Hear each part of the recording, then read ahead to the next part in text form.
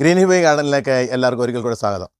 ഇന്നത്തെ വീഡിയോ ഞാൻ കാണിക്കാൻ പോകുന്നത് പറഞ്ഞാൽ ഇന്ന് എപ്പീഷ്യ പ്ലാന്റിനെ പറ്റിയാണ് കാണിക്കാൻ പോകുന്നത്. എപ്പീഷ്യ പ്ലാന്റ് എന്ന് പറഞ്ഞാൽ സാധാരണ ഹാങ്ങിങ് പോട്ടിലാണ് സാധാരണ എല്ലാവരും പടർത്താറുള്ളത്. നിലത്ത് പടർത്തിയാൽ ഭയങ്കര ശക്തിയോട് പടക്കുന്നത് കാണാം. ഇഷ്ടംപോലെ ഫ്ലവർ കിട്ടുന്ന പ്ലാന്റ് 4-5 കളർ ബേസിൽ ഈ പ്ലാന്റ് ഉള്ളതാണ്. പക്ഷേ നമ്മൾ ഹാങ്ങിങ് പോട്ടിൽ ഈ പ്ലാന്റിനെ പടർത്തി കഴിഞ്ഞാൽ എപ്പീഷ്യ പ്ലാന്റിന് തണ്ടുകൾ കരിച്ചിലുണ്ടാവുകയും തന്നെ അല്ല നമ്മുടെ ഇലകൾ കരിഞ്ഞ് ഒഴിഞ്ഞു വീഴുകയും തണ്ടുകൾ ഒടിഞ്ഞു വീഴുകയും ചെയ്യാറുണ്ട്.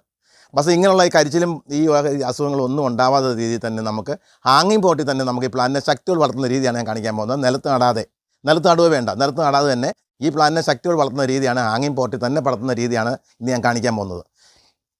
ഈ പ്ലാന്റുകളാണ് ഇതുപോലെ ഇങ്ങനെ നമ്മൾ സാധാരണ ഈ കരിഞ്ഞു പോകുന്ന പ്ലാന്റ് കണ്ടില്ലേ, ഇതുപോലെ ഇങ്ങനെ കരിഞ്ഞു പോയിക്കൊണ്ടിരിക്കും. ഇതുപോലെ കിടക്കുന്ന പ്ലാന്റുകളൊക്കെ നമ്മൾ ഹാങ്ങിങ് പോട്ടിൽ സാധാരണ പടർത്തുവാണെങ്കിൽ ഇത് കണ്ടില്ലേ, ഈ പ്ലാന്റും അതുപോലെ തന്നെ മൊത്തം കരിഞ്ഞു കിടക്കുന്നതല്ലേ, ഒരു ശക്തിയില്ലാതെ തണ്ടുകൾ ശോഷിച്ച് കരിഞ്ഞൊക്കെ പോകാറുണ്ട്. കാരണം ഇതിന് ഈ തണ്ടുകളുടെ ഈ മുട്ടുകൾക്കൊന്നും നമുക്ക് ശരിക്കും റൂട്ട് കിട്ടാത്തതുകൊണ്ടാണ്. റൂട്ട് കിട്ടാമെങ്കിൽ നിലത്ത് പിടിക്കുകയൊക്കെ ചെയ്ത് കഴിഞ്ഞാൽ ശരിക്കും ഇത് പിന്നെ ശക്തിയോട് കിളിക്കും. പക്ഷേ ആ ശക്തി കിട്ടാത്ത കാരണം താപ്പോട്ട് വന്ന തണ്ടുകൾക്ക് ഈ താഴെ ഒരു പിടുത്തം കിട്ടാത്തതുകൊണ്ടാണ് ഇങ്ങനെ നൽകുക പറഞ്ഞു ഇങ്ങനെ ശോഷിച്ച് ഉണങ്ങി പോകാറുണ്ട്. എപ്പീഷ്യ പ്ലാന്റുകൾ ശക്തിയോട് വളർത്തുന്ന രീതി കാണുന്നതിന് വേണ്ടി നമുക്ക് വീഡിയോ കിടക്കുന്നതിന് മുമ്പേ വീഡിയോ ആദ്യം കാണുന്ന വീഡിയോ ലൈക്ക് ചെയ്യാനും ചാനൽ സബ്സ്ക്രൈബ് ചെയ്യാനും ആരും മറക്കരുത്. അതുപോലെ ഷെയർ ചെയ്യാനും കമൻറ്റ് ഇടാനും ആരും മറക്കരുത്. അപ്പോൾ വീഡിയോയിലേക്ക് കിടക്കും. ഈ കാണുന്ന എപ്പീഷ്യ പ്ലാന്റുകൾ നല്ല ശക്തിയോടാണ് കിളിക്കുന്നത്. ഈ കിളിക്കാനുള്ള കാരണം ഞാൻ പറയാം എന്താണെന്ന്. അപ്പോൾ ഈ പ്ലാന്റിൽ മൊത്തം കണ്ടിട്ടാട്ട് നമുക്ക് പറയുന്നതാണ്. അപ്പോൾ ഈ പ്ലാന്റ് നല്ല നീളത്തിൽ പടർന്ന് നല്ല ഇലകരിച്ചിലോ തണ്ടുകരിച്ചിലോ ഒന്നുമില്ലാത്ത രീതിയിലാണ് ഈ പ്ലാന്റ് കിടക്കുന്നത്.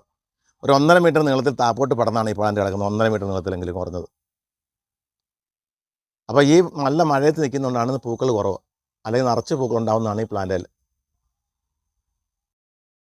അപ്പോൾ ഈ പ്ലാന്റുകൾ നമ്മൾ വെച്ചിരിക്കുന്നത് പറഞ്ഞാൽ മതിലാണ് വെച്ചിരിക്കുന്നത്. മതില വെച്ച് കഴിഞ്ഞാലാണെങ്കിൽ ഈ പ്ലാന്റിൻ്റെ തണ്ടുകളാണെങ്കിൽ ഈ മതിലെ ടച്ച് ചെയ്ത് മാത്രം മതി. ഈ പ്ലാന്റുകൾ ഒരിക്കലും കരിഞ്ഞു പോകത്തില്ല. നല്ല ശക്തിയോടാണ് ഈ പ്ലാന്റ് കിളിക്കുന്നത്. ഇതാണ് അതിൻ്റെ ടെക്നിക്ക് എന്ന് പറഞ്ഞു കഴിഞ്ഞാൽ നമ്മുടെ മതിലുകൾ എവിടെയെങ്കിലും ഈ പകുതിക്ക് കട്ട് ചെയ്ത് നമ്മൾ കെട്ടിയ മതിലൊക്കെ ആണെങ്കിൽ ഏറ്റവും ബെറ്ററാണ്. അല്ലാതുള്ള മതിലായാലും കുഴപ്പമില്ല. പക്ഷേ നല്ല വലിയ വെയിലത്ത് ആവരുന്ന് മാത്രമേ ഉള്ളൂ. പ്ലാന്റ് ശക്തിയോടെ കിളിച്ച് ഇഷ്ടംപോലെ ഫ്ലവർ ഉണ്ടാവും. അപ്പോൾ ഇതാണ് ഇതിൻ്റെ ടെക്നിക്ക് എന്ന് പറഞ്ഞു കഴിഞ്ഞാൽ. അപ്പോൾ സാധാരണ ഹാങ്ങിങ് പോട്ടിലിടുമ്പോഴാണ് ഈ പ്ലാന്റ് തണ്ടുകൾ കരിഞ്ഞു പോകുന്നത്. അപ്പോൾ ഈ തണ്ടുകളൊക്കെ മതിലെ ടച്ച് ചെയ്യുന്നത് മാത്രമേ ഉള്ളൂ, അല്ലാതെ റൂട്ടൊന്നും ആയിട്ടില്ല. ടച്ചിങ് മാത്രം മതി ഈ തണ്ടുകൾക്ക്. അപ്പോൾ ഈ വീഡിയോ ഇഷ്ടപ്പെട്ടെങ്കിൽ വീഡിയോ ലൈക്ക് ചെയ്യാനും ചാനൽ സബ്സ്ക്രൈബ് ചെയ്യാനും ആരും മറക്കരുത്. അതുപോലെ കമൻറ്റ് ഇടാനും മറക്കരുത്.